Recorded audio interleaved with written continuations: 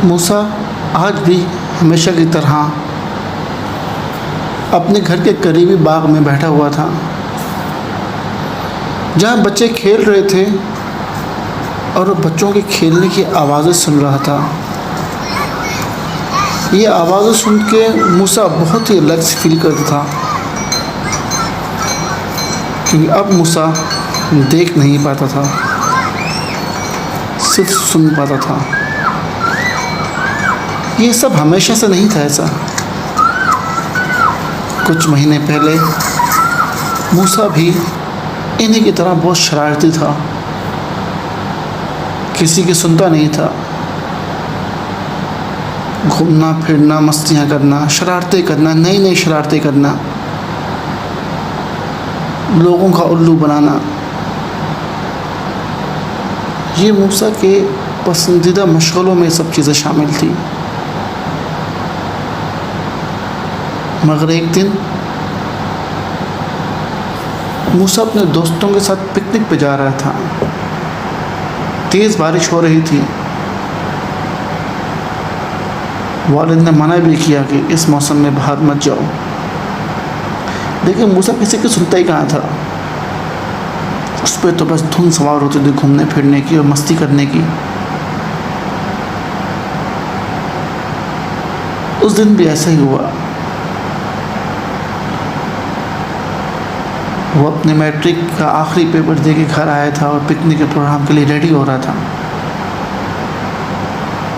उसके दोस्त का फ़ोन आया कि तुम बहुत लेट हो गए हो, जल्दी पहुंचो गाड़ी के अंदर, रोड की दूसरी तरफ गाड़ी में हम तुम्हारा वेट कर रहे हैं। मूसा भागता हुआ घर से निकला, दरवाज़ा बंद करते हुए, और दूसरी तरफ से आती हुई गाड़ी में उसका ध्यान ही नहीं गया। गाड़ी के शीशे उसकी आंखों में थे। जिस्म नढाल ज़ख्मी था। जब आँख खुली तो मूसा इस दुनिया की रंगीनियाँ देख नहीं पाया। वो मस्तियाँ, वो रंगीनियाँ, वो शोर शराबे, वो मस्तियाँ, वो उससे कोसों दूर जा चुके थे। आहिस्ता आहिस्ता दोस्तों ने भी दामन छुड़ाना शुरू किया। उनका कॉलेज था और मूसा की ज़िंदगी में अंधेरा था। अब मूसा अपना कॉलेज ज्वाइन नहीं कर सकता था। घर में बैठा बैठा बोर हो जाता, इसलिए घर के करीबी गार्डन में जाके बैठ जाता और बच्चों का शोर सुनता। देर रात तक, जब तक एक एक बच्चा वहाँ से ना चला जाता, मूसा वहीं बैठा रहता। घर आता, नमाज़ पढ़ता, खाना खाता और फिर सो जाता, और यही रूटीन उसकी ज़िंदगी की चल रही थी। एक दिन उसके वालिद काम से वापस आ रहे थे कि उन्होंने देखा कि एक बच्चा घुटनों में पाँव, घुटनों में सर दबाए रो रहा है। जब रोने की वजह पूछी तो बच्चे ने बताया कि कुछ दिन पहले मेरे वालिद का इंतकाल हो गया। हम गाड़ी में जा रहे थे और एक गाड़ी ने मेरे वालिद को बहुत ज़ोर से ज़रब दी और हमारी गाड़ी एक खाई में जा गिरी। मेरे वालिद और वालिदा का वक्ती इंतकाल हो गया और अल्लाह ने मुझे बचा लिया। मेरे चाचाओं ने मुझे घर से निकाल दिया है। मुझे समझ नहीं आती मैं कहाँ जाऊँ। बच्चा देखने में किसी अच्छे घर का लग रहा था, क्योंकि उसने कपड़े अच्छे पहने थे और दिखने में बहुत ही प्यारा सा क्यूट सा बच्चा था। 12 साल की उम्र। वालिद ने सोचा कि क्यों ना इसे मैं घर ले जाऊं, मूसा का भी दिल लगा रहेगा और इसे भी एक सहारा मिल जाएगा। उसने कहा, बेटा आज से तुम मेरे साथ रहो, मेरे बेटे बन के। और वो इस तरह राशिद को घर ले आया। मूसा की वीरान ज़िंदगी में एक जैसे बाहर से आ गई हो राशिद के आने से। राशिद भी मूसा की तरह ही बहुत शरारती था। हर बात पे छोटे छोटे लतीफ़े सुनाना, मस्तियाँ करना, भागना कूदना, जैसे कि मूसा का दिल ही लग गया हो अब उसके साथ। मूसा उसे सगे भाइयों की तरह मोहब्बत करने लग गया। हर रोज़ वो मूसा को हाथ पकड़ के करीबी गार्डन में ले जाता और देर तक खेलता, और मूसा उसकी आवाज़ से लुत्फ़ अंदोज़ होता और बहुत खुश होता। वह हर वक्त ही महसूस करता कि राशिद अब क्या कर रहा होगा, राशिद अब क्या कर रहा होगा। वो अपने जहन में राशिद के चेहरे के खाके बनाते रहता।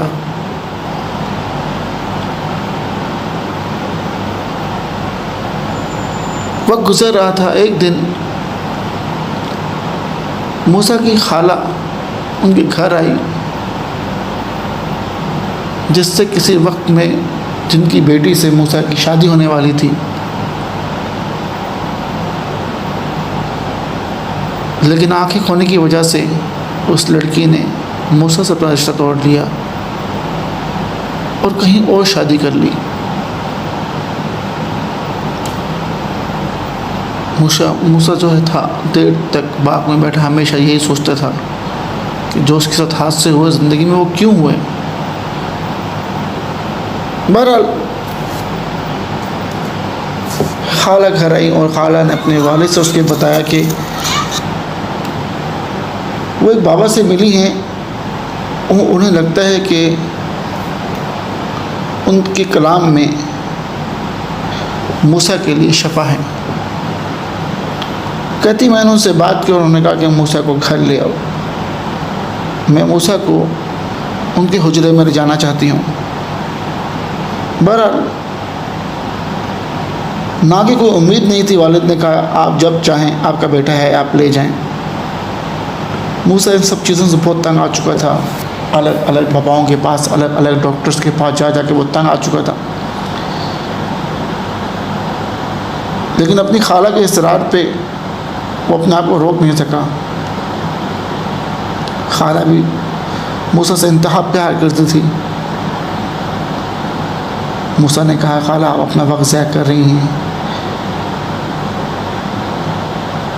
कितनी दफ़ा आप मुझे कितने बाबाओं के पास तो ले गई हैं। खाला ने कहा बेटा नाउम्मीदी कुफ्र है, और ये कह कर उन्होंने मूसा को अपने गले के साथ लगा लिया और कहा कि बेटा तू मेरे जिगर का टुकड़ा है। तेरी माँ नहीं रही तो क्या हुआ, मैं तो तेरी माँ ही हूँ ना। क्या आज तेरी माँ होती तो क्या तेरा इलाज नहीं करवाती। मुझसे जो बन सकेगा मैं करूँगी बेटा तेरे लिए, तू बस सुबह तैयार हो जाना। बहरहाल मूसा सुबह तैयार हुआ और वो अपने उस बाबा के पास उसे ले गई। बाबा ने मूसा पर दम वगैरह किया और कहा कि शायद इसकी आंखें थोड़े दिन में वापस आ जाएंगी, इसको मेरे पास लाते रहो। इसके बाद मूसा 2 दफ़ा 3 दफ़ा 4 दफ़ा उस बंदे के पास गया, लेकिन हमेशा की तरह वही बात कि अगली दफ़ा फिर आना, अगली दफ़ा फिर आना। और मूसा इन सब चीज़ों से बहुत तंग आ चुका था। वो उम्मीद छोड़ चुका था कि एक दिन राशिद किसी से लड़ रहा था। उस ग्राउंड में जहाँ मूसा हमेशा बैठता था, मूसा ने कहा कि तुम किससे लड़ रहे हो। तो उसने कहा कि ये लड़की और उसकी बहन मुझसे लड़ रहे हैं। बहरहाल मूसा ने कहा कि आप को दिख नहीं रहा कि ये छोटा बच्चा है और आप बड़ी होकर किस तरह लड़ रही हैं, बच्चों के बीच में किस तरह आप आ रही हैं। उस लड़की ने मूसा से कहा कि मैं बाएं जानिब हूँ जनाब और आप दाएं जानिब देख के बात कर रहे हैं। अब वो समझ चुकी थी कि मूसा की आँखें नहीं हैं। मूसा अपनी बिनाई जाने की वजह से पहले से ही बहुत चिड़चिड़ा हो चुका था, और हो भी क्यों ना, अगर किसी शख्स की आंखें ना हो जो पहले देख पाता हो तो ये एक नेचुरल सा अमल है कि उसे गुस्सा आना शुरू हो जाता है। लेकिन जैसे वो लड़की मूसा से बात करना चाहती हो, वो बहाने बहाने से मूसा को तंग कर रही थी। वो कहती है कि जनाब, आपने अपने भाई को शायद तमीज़ नहीं सिखाई। देखने में तो आप बहुत स्मार्ट दिखते हो, बहुत खूबसूरत दिखते हो, लेकिन आपको गुस्सा क्यों है? आपके नाक पर गुस्सा क्यों बैठा रहता है? मूसा ने गुस्से की आंखों से उसके कदम की तरफ देखा और कहा कि मैं तुमसे बात ही नहीं करना चाहता। जो छोटे बच्चों से लड़ते हैं वो खुद कैसे होंगे? ये कहा और मूसा उड़ गया। उसने कहा, मैं लड़ नहीं रही थी, बच्चे लड़ रहे थे, मैं समझा रही थी। बहरहाल मूसा ने बात सुनी अनसुनी की और वहाँ से जाने की कोशिश की।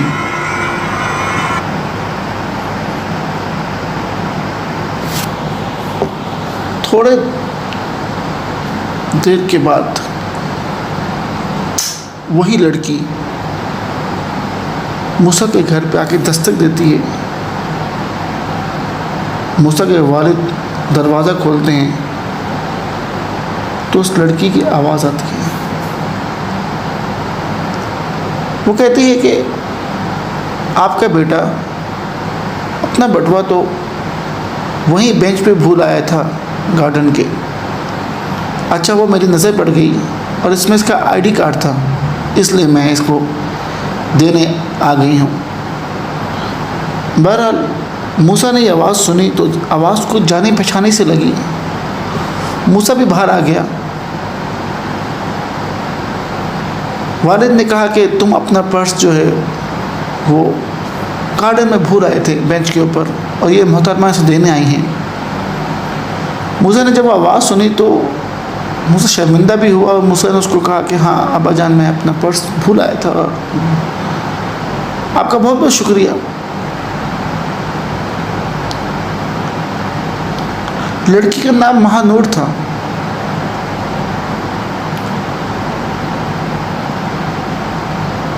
अभी ये बातें चल ही रही थी कि उनकी फुप्पो की आवाज़ आती है कि बच्चों, बिरयानी तैयार है, खाने पे आ जाओ। भाईजान जल्दी करें, आपको तो काफ़ी देर से बहुत भूख लगी थी। ये सुनना ही था कि मूसा के वालिद ने उस लड़की को ऑफ़र की महानूर को कि आओ बेटा, आप भी हमारे साथ खाना खा लो। ये कहना ही था कि जिस तरह से कि वो इंतज़ार ही कर रही हो और वो फुप्पो के पीछे पीछे चलना शुरू हो गई। और ये चीज़ देखे उसके वालिद बहुत हैरान हुए कि जैसे कि वो लड़की वेट कर रही हो कि मुझे खाने की ऑफ़र की जाए। बहरहाल उन लोगों ने बैठ के खाना शुरू किया। वो लड़की नाम के लिहाज से बहुत खूबसूरत थी, महानूर नाम, और उसी तरह से मोटी मोटी आँखें, गोरा रंग और बहुत ही बातूनी। खाने पर बैठ के उसने उन लोगों को तरह तरह के चुटकुले सुनाए, अपनी शरारतों के वाक़या सुनाए और सब लोग जो है वो कह कह मार के हंस रहे थे। जैसे उस लड़की की आवाज़ का जादू और सहर मूसा पे चढ़ रहा था। मूसा की वीरान ज़िंदगी में वैसे तो कुछ नहीं था, लेकिन उस लड़की की आवाज़ और उसके मजाक मूसा के कानों में जैसे रस घोल रहे हों। बहरहाल थोड़ी देर बाद लड़की ने इजाज़त चाही और वो घर से चली गई। रात भर मूसा के दिमाग में उसकी खूबसूरत आवाज़, उसका मजाक, वो उसका खाका अपने दिमाग में बनाना शुरू हुआ कि वो आज काफ़ी दिनों के बाद उसको अफसोस हुआ कि काश मेरी आंखें होती और मैं उसको देख पाता, उसके हुस्न का दीदार कर पाता, उसकी जुल्फ़ें देख पाता, उसकी आवाज़ सुन पाता और उसके होठों को, लफ्ज़ों को अदा करते हुए देख पाता। आज काफ़ी अरसे के बाद मूसा का सिराना भीग रहा था आंसुओं से, लगातार आंसू जो रुक ही नहीं रहे थे। राशिद ने अपने छोटे छोटे हाथों से मूसा के दोनों आंसू पोंछे और कहा कि भाई क्यों फिक्र करते हो। इस दुनिया में अल्लाह ने हर किसी को किसी न किसी काम की वजह से बनाया है। इंशाअल्लाह अल्लाह ने चाहा तो तुम बहुत जल्दी देख पाओगे। अभी तो तुम्हें बहुत से काम करने हैं, बहुत सी चीज़ें करनी हैं इस दुनिया के लिए। बहरहाल रोते रोते राशिद सो गया और अगले दिन जब वो उठा तो उसकी खाला फिर उसके सामने आई हुई थी उसे लेने के लिए। और खाला ने कहा कि चलो आज मैं तुम्हें बाबा के पास ले चलूँ, लेकिन अब ना चाहते हुए भी उसने खाला को कह दिया कि मैं आपके साथ नहीं जाना चाहता, मैं किसी बाबा के पास नहीं जाना चाहता। अब मैं सारी उम्मीदें खो चुका हूँ अपनी, अब मेरा दिल ही नहीं करता। माज़रत के साथ आप बुरा ना माने तो आइंदा आप मुझसे ये बात मत कीजिएगा। ये कहा और उसने राशिद का हाथ पकड़ा और दोबारा से गार्डन की तरफ जाना शुरू कर दिया। आज दूसरा गार्डन में जब बैठा था तो उसके कानों को महानूर की आवाज़ का इंतज़ार था और थोड़ी देर बाद वही आवाज़ को सुनाई दी बहुत ही प्यार से, क्या आप आ गए? और आज जनाब की तबीयत कैसी है? आज कहीं नाक पे गुस्सा तो नहीं? वो उससे मीठी मीठी बातें कर रही थी और मूसा को अच्छा लग रहा था। बहरहाल उसने मूसा को कहा कि मूसा अपनी आंखें बंद कर लो। मूसा ने कहा क्या फ़र्क पड़ता है, खुली आंखों से भी तो देख नहीं पाता। उसने कहा कभी किसी की बात सुन भी लिया करो, अपनी आंखें बंद करो, क्योंकि बंद आंखों से बंदा वो सच्चाई भी देख लेता है जो अक्सर वो खुली आंखों से नहीं देख पाता। अपनी आंखें बंद कर लो। उसके बाद उसने अपने दोनों हाथ मूसा की आंखों पर रख दिए पीछे से आके। उसके हाथों से बहुत ही प्यारी खुशबू आ रही थी, जैसे मूसा नींद में जा रहा हो। 10 मिनट तक उसने वो अपने हाथ मूसा की आंखों पर रखे रहे और हल्की हल्की वो उसको मसाज दे रही थी। जब उसने अपने हाथ हटाए वो मूसा को कहा कि अपनी आंखें खोलो, आहिस्ता आहिस्ता करके। मूसा ने आहिस्ता आहिस्ता करके अपनी आंखें खोली, लेकिन फिर से वही अंधेरा उसका मुकद्दर था। उसने मूसा को कहा तुम फिक्र नहीं करो, शायद ऐसा भी हो कि तुम सो के उठो और तुम देख पाओ। अब मैं जाती हूँ, मुझे घर में कुछ काम है। उसने अपनी छोटी बहन को साथ लिया और वो वहाँ से चली गई। मूसा देर तक उसी गार्डन में बैठा रहा और उसको उसकी खुशबू का एहसास होता रहा। बहरहाल आज जब मूसा सोया तो मूसा को ये फील हो रहा था जैसे कोई उसकी आंखों को मसाज दे रहा हो, वही खुशबू वो सूंघ रहा था।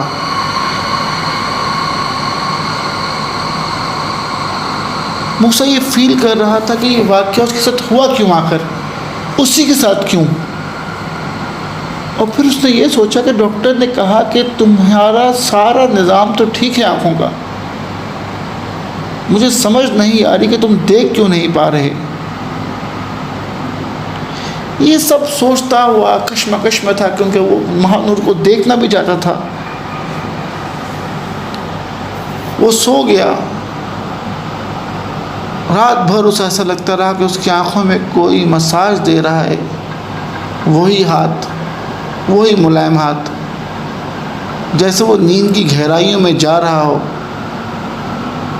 जब अगले दिन वो उठा और बाथरूम गया अपने स्टिक के सहारे, मुंह पे पानी मारा और जिस वक्त शीशे की तरफ उसने देखा तो वो हैरान और परेशान रह गया। अब मूसा अपने चेहरे को देख पा रहा था।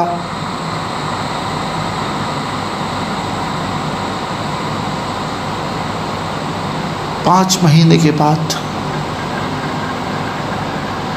वो अपना चेहरा देख पा रहा था। बहुत हैरान और परेशान था अपने आप को देख के, जैसे वो रुक सा गया हो, जैसे वक्त रुक सा गया हो, जैसे उसे यकीन नहीं आ रहा हो कि वो अपने आप को देख पा रहा है। मूसा की आंखों से आंसू निकल रहे थे। मूसा ने फिर एक दफ़ा अपने आंखों में पानी मारा और एक दफ़ा अपने आप को थप्पड़ मारा कि क्या मैं होश में हूँ। यकीन हुआ कि वो होश में है और वो चिल्लाया, बाबा, जोर से मेरे पास आए। बाबा भागते हुए उसके सामने आए। अब अपने बाबा को देख के रो रहा था। उसके बाबा समझ गए थे कि मूसा देख पा रहा है। मूसा ने कहा, मैं देख सकता हूँ आपको, और अपने बाबा के गले लग गया और फूट फूट के रोने लगा। बहरहाल ये बात जब उसकी फुप्पो को पता चली, उन्होंने भी गले लगाया उसको और वो भी फूट फूट के रोना शुरू हो गई। आज वो बहुत खुश था कि वो देख सकता है। वो ये चीज़ महानूर को बताना चाहता था, इसलिए उसने अपनी हमेशा की तरह वो स्टिक पकड़ी, राशिद को पकड़ा और दोबारा उस गार्डन में जाके बैठ गया। वो उसका वेट कर रहा था कि वो आए। बहुत ज़्यादा दिल था उसका कि महानूर के हुस्न को देखने का, लेकिन वो अपने पर ज़ब्त किए हुए था। आज उसका इरादा था कि मैं ना महानूर को पता नहीं चलने दूंगा कि मेरी आंखें आ गई हैं। महानूर उसके पास आई और उसने कहा कि कैसे हो तुम? उसने कहा, मैं ठीक हूँ, तुम कैसी हो? उसने कहा, तुम्हारे साथ रात को कुछ हुआ? उसने कहा, नहीं।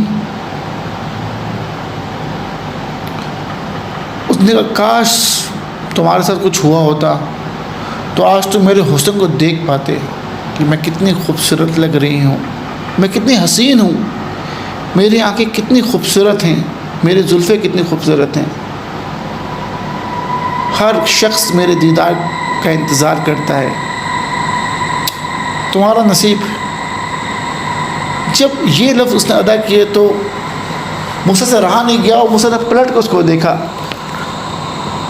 जब मूसा ने उसको देखा तो उसको देखता ही रह गया। उसकी मोटी मोटी आंखें, गुलाबी गाल और खूबसूरत चेहरा।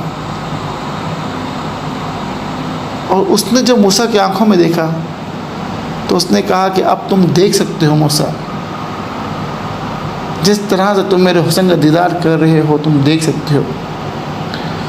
मूसा ने उसका बहुत शुक्रिया अदा किया। मूसा ने कहा कि मैं रात भर ये सोचता रहा कि कोई मेरी आंखों में मसाज दे रहा है और तुम्हारी खुशबू मैं सूंघ पा रहा था रात भर। बहरहाल वो लड़की उससे बहुत इम्प्रेस हुई, वो बहुत खुश हुई। देर तक बैठ के वो लोग बातें करते रहे, एक दूसरे की आंखों में आंखें डाल के।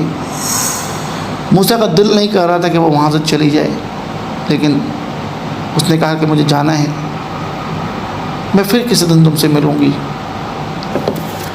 मूसा आज बहुत खुश था। आज वो खाने पे भी बहुत खुश था कि घर पे एक दस्तक हुई। मौलवी साहब जो उनके वालिद के पुराने दोस्त थे वो आए हुए थे और उन्होंने कहा कि मूसा खाने के बाद तुम मेरे साथ बैठना, मुझे तुमसे कुछ बात करनी है। बहरहाल मूसा ने खाना वाना ख़त्म किया और मौलवी साहब के साथ बैठ गया। मौलवी साहब ने एक गिलास में कुछ पड़ा और मूसा की तरफ वो गिलास कर दिया और कहा कि इस पानी को पी लो बेटा। मूसा बहुत हैरानगी से अपने वालिद की तरफ और मौलवी साहब की तरफ देख रहा था। मूसा ने कहा कि मैं ठीक हूँ, मुझे अब किसी पानी की ज़रूरत नहीं। उसने कहा कि बेटा तुम फिर भी पानी पी लो, जो तुम्हारी आँखों के इलाज के लिए नहीं है, तुम पानी पी लो। मूसा ने जब वो पानी पिया तो उसको वो पानी बहुत कड़वा सा लगा। उसने कहा ये पानी बहुत कड़वा है। उन्होंने फिर कुछ पढ़ा और फिर कहा कि एक और घूंट पियो। मूसा ने दोबारा से एक और घूंट पिया और उसने कहा कि अब तो ये मज़ीद कड़वा है। तो फिर मौलवी साहब ने बताया कि इसके ऊपर तो पूरा एक डेरा है जिनों का। ऐसा लगता है कि एक नहीं बहुत से जिन इसके ऊपर सवार हैं, जैसे कि इससे बदला लेना चाहते हों। मूसा बहुत हैरान था, उसके वालिद भी हैरान थे। उन्होंने मूसा को इशारा किया कि तुम अंदर जाओ और कुछ देर वो मौलवी साहब से बात करते रहे। उसके बाद वो अंदर आए। मूसा ने वालिद साहब से कहा कि मौलवी साहब क्या बोल रहे थे, और उन्होंने कहा कि बेटा ये जो तुम्हारा इलाज हुआ है, तुम देख पा रहे हो अचानक से ये सब, और तुम्हारे ऊपर जैसे किसी ने बहुत सख्त इल्म किया हो। मुझे समझ नहीं आ रही, मेरी दुश्मनी किसी के साथ नहीं है, किसी ने ऐसा तुम पे किया तो क्यों किया, किस वजह से किया। और वो ये भी कह रहे थे कि तुम जिनों से जैसे घिरे हुए हो। बहरहाल मूसा रात भर सोचता रहा, गहराई में जाके उसने हर चीज़ को अपनी ज़िंदगी में रिवर्स किया। कब क्या हुआ, कैसे हुआ, क्यों हुआ। तब उसको याद आया कि मूसा के कॉलेज में, मूसा के स्कूल में एक गार्डन में एक दरख्त लगा था मैदान में, जो बिल्कुल उस मैदान के आखिर में था जहाँ पे बेर लगे होते थे। वो बेर का दरख्त था और उसके साथ ही इमली का दरख्त लगा था। मूसा वहाँ जाता, पत्थर से और डंडों से इमली गिराता, बेर तोड़ता और खाता। अक्सर मूसा वहाँ पे अकेला जाता था, क्योंकि वो मैदान के बिल्कुल दूसरी तरफ था, वो कोने में था। तो उसके दोस्त अवॉइड करते थे, लेकिन मूसा जाता था क्योंकि बहुत शरारती था अपने वक्त का। मूसा ने सोचा, और मूसा को याद आया कि जिस दिन वो आखिरी पेपर दे के निकला तो वो सबसे पहले जो है वो इमली की दरख्त की तरफ गया। वहाँ जाकर उसने एक लंबे बांस से, लंबे डंडे से बेर गिराए और इमली गिराई। वो अकेला ही था। और जब वो घर आया उसी के कुछ घंटों के बाद मूसा अपनी आंखों से हाथ धो बैठा था। मूसा ने ये सब कुछ रियलाइज़ किया और मूसा अगले दिन उठते ही सुबह अपने वालिद को कहने लगा कि मुझे वहाँ जाना है और मुझे वहाँ तक बस छोड़ दें। बहरहाल जब वो अपने वालिद के साथ वहाँ तक पहुँचा तो उसने वालिद को कहा आप चले जाएं, मैं ख़ुद पहुँच जाऊँगा, मुझे पता है मुझे कहाँ जाना है और क्या करना है।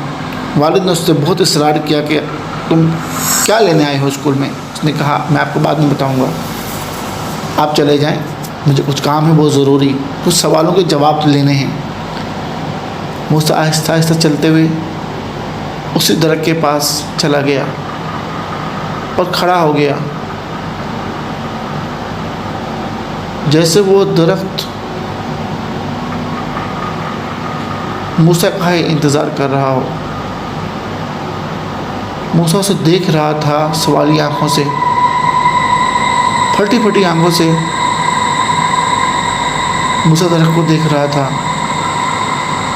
ऐसा फील हो रहा था जैसे वो दरख्त उसी का इंतज़ार में था काफ़ी दिनों से। दरख्त की हवाएं खामोशी में भी खौफ और डर का एहसास दिला रही थी।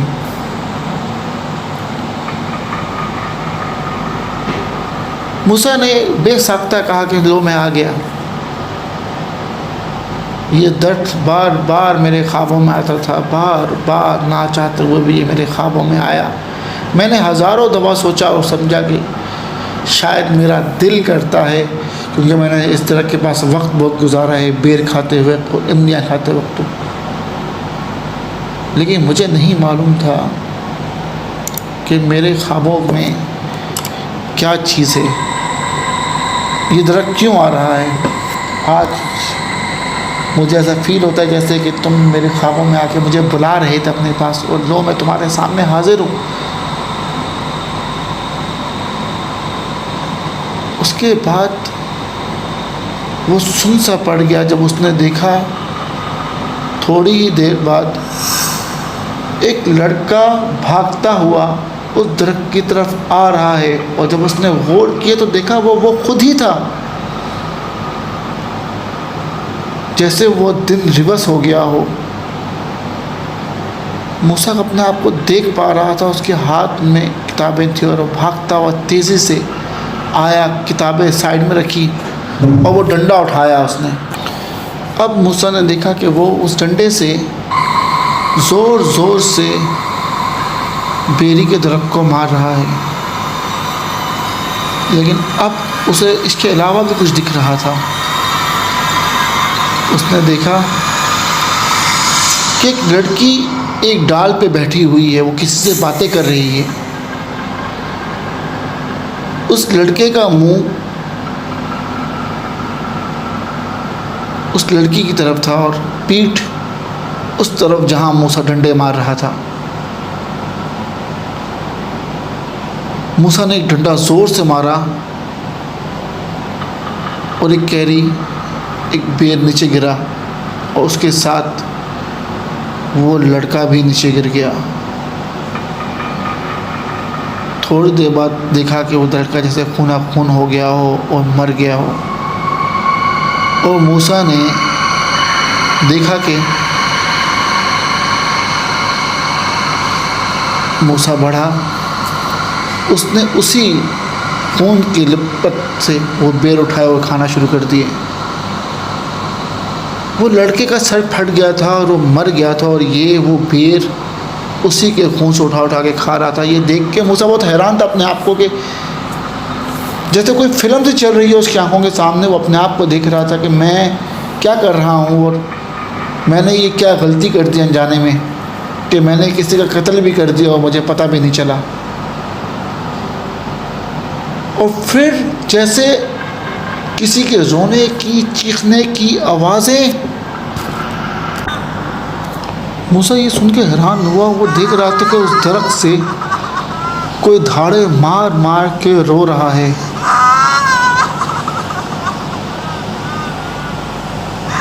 ये सब कुछ मूसा एक जगह खड़े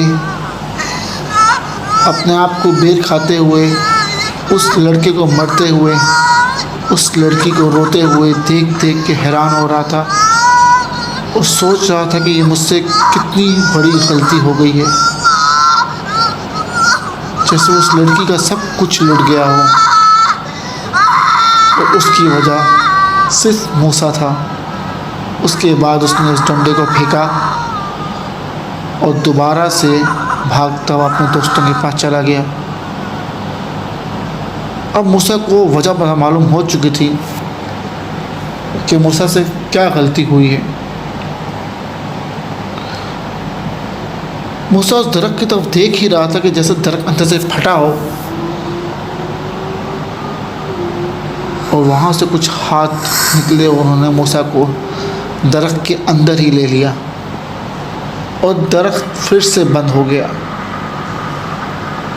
जब आँख खुली तो मूसा एक कमरे में था और अब वो कुछ आवाज़ें सुन रहा था। जैसे कोई बातें कर रहा हो आपस में।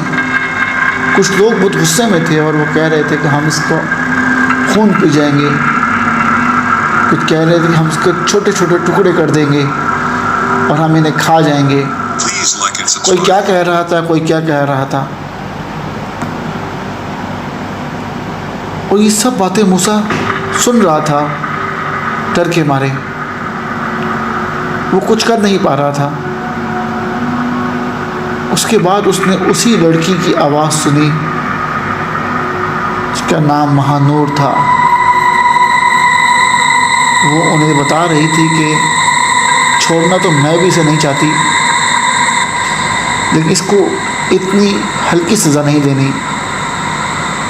कुछ महीने तो हम लोगों ने इसको अंधा रखा, लेकिन अब इससे भी बड़ी सज़ा मैं इसको देना चाहती हूँ, क्योंकि इसने उसको मार दिया जिससे मैं इंतहाई मोहब्बत करती थी। तब मूसा को यह एहसास हुआ कि जिस लड़के को उसने मारा था और वो जिस लड़की के सामने बैठ के बात कर रहा था, वो जिनज़ादी कोई और नहीं, महानूर थी। हैरत का झटका तो उसको तब लगा जब उसने एक मासूम सी आवाज़ सुनी और उसने कहा कि मैं तो हर पर उस कमीने के साथ था, दिल करता था कि मैं उसका गला दबा दूं, लेकिन मैं उसकी बेबसी को एंजॉय करता था। मुझे बड़ा मज़ा आता था जब वो रात भर रोता था, दर्द में कर रहा था।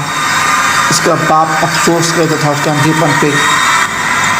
यह आवाज़ किसी और की नहीं, राशिद की थी,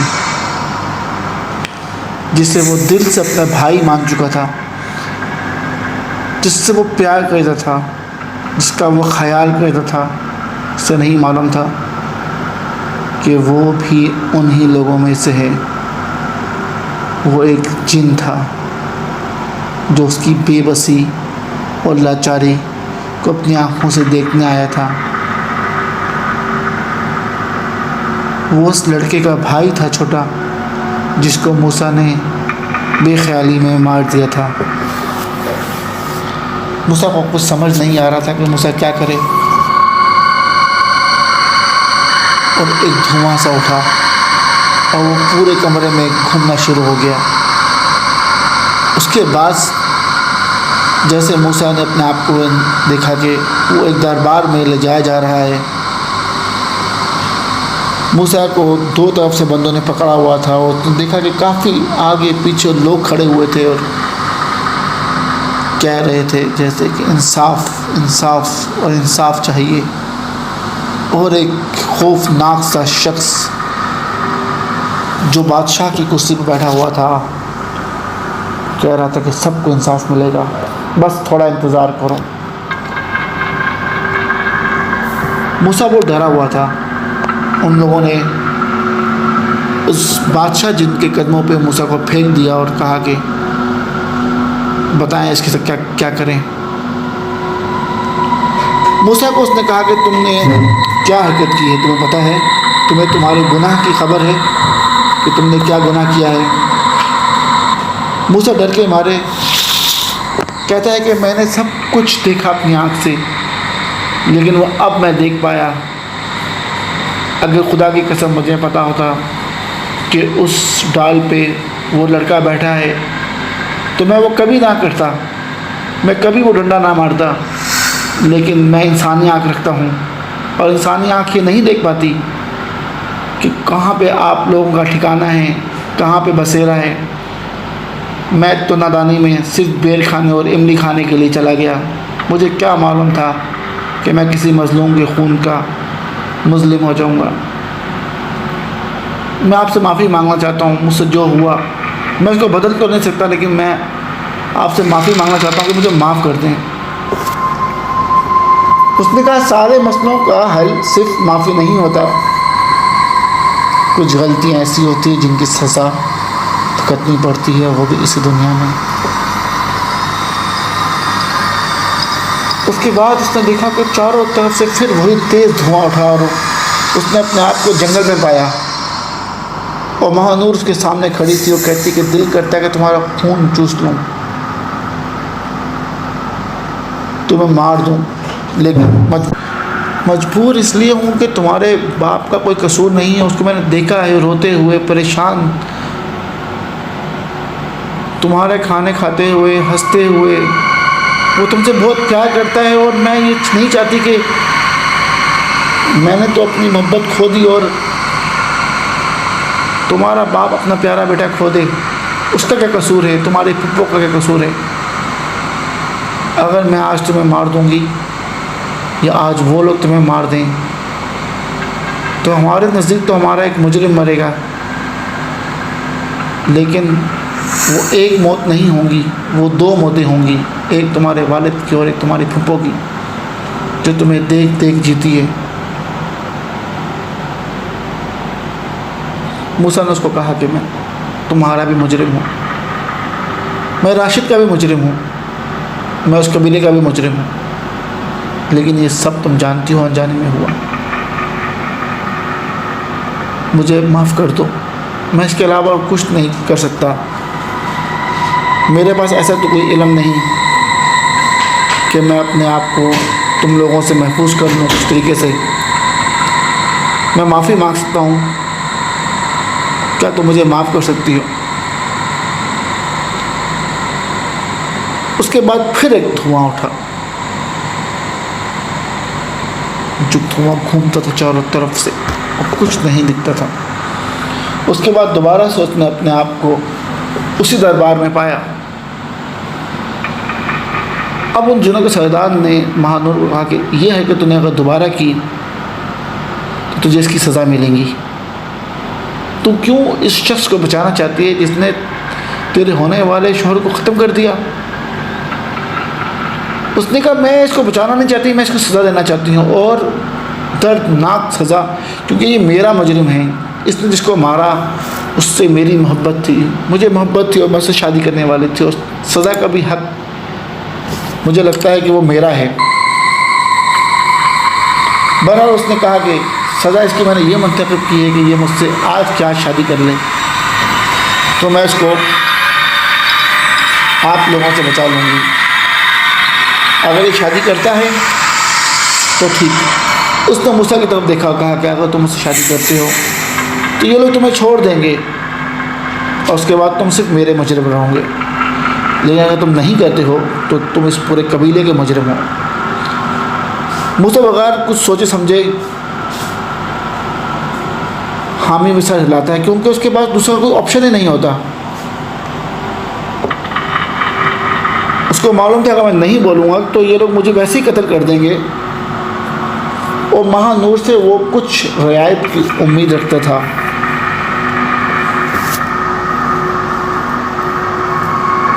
दूसरे ही पल मूसा का उस लड़की से निकाह हो गया।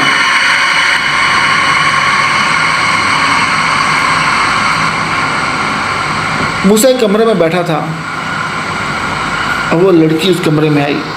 उसने कहा इससे बड़ी सज़ा तुम्हारे लिए और क्या होगी कि तुम्हारी शादी एक जिनजादी से हुई है। उसके बाद उसने मूसा को अपने खौफनाक और होलनाक चेहरा दिखाया। उसके नाखून जैसे रीछ की तरह बढ़े हुए थे, उसका चेहरा जैसे काला भिल पड़ा हुआ था, उसकी आंखों से अंगार निकल रहे थे, उसके बाल बहुत ही रूखे, बहुत ही लंबे, जैसे कोई बस सूरज चुड़ैल उसके सामने खड़ी हो। वो उसको देख के डर गया और उसने अपनी आंखें बंद कर ली। उसने कहा अभी तो इस हुस्न का दीदार तुम्हें रोज़ करना है, मैं रोज़ तुझे डराऊंगी, तो बार बार डराऊंगी और इतना डराऊंगी कि तू डर डर के मरेगा। तू ये दुआ करेगा कि मुझे देखने से अच्छा है तुझे मौत आ जाए। उसने कहा कि तुमने ही थोड़ी देर पहले मुझे कहा था कि मेरे वालिद का क्या बनेगा और मेरे फुप्पो का क्या बनेगा, और अब तुम। उसने कहा बस अब मैंने सोच लिया है, भाड़ में गए तेरा वालिद और भाड़ में गई तेरी फुप्पो, तू अब मेरा मुजरिम है। मैं तुझे मारूंगी नहीं, लेकिन सज़ा देती रहूँगी, बार बार सज़ा दूँगी, हर बार सज़ा दूँगी। जब जब तू मुझे देखेगा पूरा पूरा दिन मैं तुझे डराऊँगी, और इसी तरह तेरी ज़िंदगी का आखिरी दिन गुजरेंगे। बहरहाल जब 2-3 दिन तक मूसा घर नहीं आया तो उसके वालिद को बहुत परेशानी होने लगी। वो अपने उसी मौलवी दोस्त के पास गए, उन्होंने सारा हाल बताया। मौलवी साहब ने कहा कि आखिरी दफ़ा तुमने मूसा को कहाँ छोड़ा था? उन्होंने कहा कि मैंने मूसा को एक स्कूल के मैदान में छोड़ा था, और जाते हुए मैंने मूसा को देखा था कि मूसा उस दरख्त की तरफ जा रहा था, वहाँ पर जो स्कूल में एक दरख्त लगा है बेरी का और इमली का साथ साथ। मौलवी साहब ने कहा कि मुझे उस दरख्त के पास ले जाओ, मैं देखना चाहता हूँ कि आखिर वो वहाँ पे क्या करने गया था, शायद मूसा के सवालों को जवाब वहीं मिल जाएं। वालिद साहब ने बगैर कुछ सोचे समझे गाड़ी स्टार्ट की और उनको कहा कि आप मेरे साथ आ जाएं, और पलक झपकते ही वो जो है वो उस दरख्त के सामने पहुँच गए।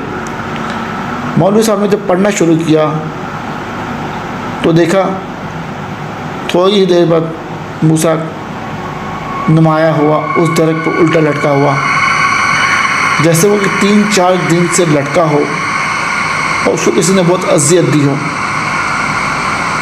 शुरू में जब वो गए थे तो उन्हें अपनी इंसानी आंखों से वो दिख नहीं रहा था, लेकिन जब मौलवी साहब ने कुछ पढ़ने के बाद उस दरख्त पे पानी फेंका तो उसके बाद उन्हें फील हुआ,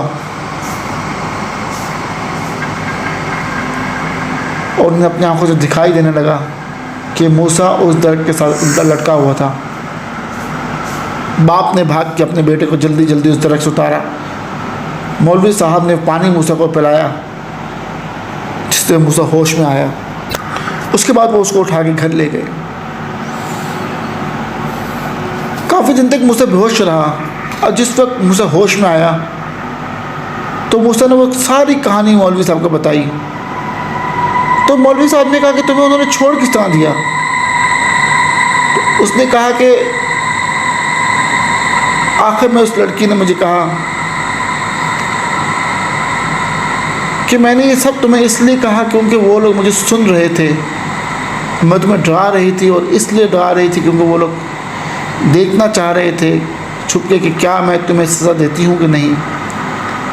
अब वो लोग यहाँ से चले गए हैं ये सोच के कि मैं तुम्हारी ज़िंदगी भर तुमको सज़ा देती रहूँगी, जब तक तुम्हारी ज़िंदगी चलेगी मैं तुम्हें इसी तरह डराती रहूँगी। लेकिन जाओ, मैंने तुम्हें माफ़ किया।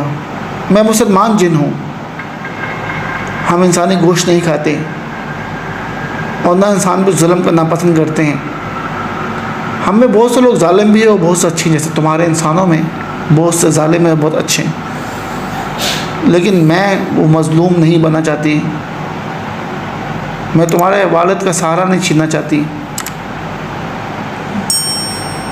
जब वो तुम्हें लेने उस जगह पहुँचेंगे तो वो तुम्हें सही सलामत पाएंगे, और मेरा बदला मैंने तुम पे माफ़ किया। और मूसा ने कहा जब मेरी आँख खुली तो अब मैं आपके सामने हूँ। तो मौलवी साहब ने कहा क्या तुम्हें ये एहसास नहीं था कि तुम दरख्त के साथ लटके हुए हो? तुम्हारी हालत देख के तो लग रहा था जिस तरह से तुम पिछले 3-4 दिन से लटके हुए हो दरख्त के साथ। मूसा ने कहा नहीं, मुझे इस बात का ज़रा भी एहसास नहीं, मुझे तो सिर्फ इस बात का पता है कि वो दिन लंबा था जब वो मुझे डरा रही थी आखिर में, और आज मेरी आँख खुली है तो आप मेरे सामने हो। उसके वो अल्फाज आज भी मेरे कान में गूंज रहे हैं, जैसे अभी थोड़ी ही देर की बात हो कि उसने कहा हो कि मैंने तुम्हें माफ़ किया और मैं मुसलमान जिन हूँ, मैंने अपनी मोहब्बत का खून तुम पे माफ़ किया, और अब मेरी आँख खुली तो आप मेरे सामने हैं। बहरहाल मौलवी साहब ने उन पर दम किया। 3 दिन तक मौलवी साहब घर में आते रहे। आज मूसा अपनी ज़िंदगी में ठीक है।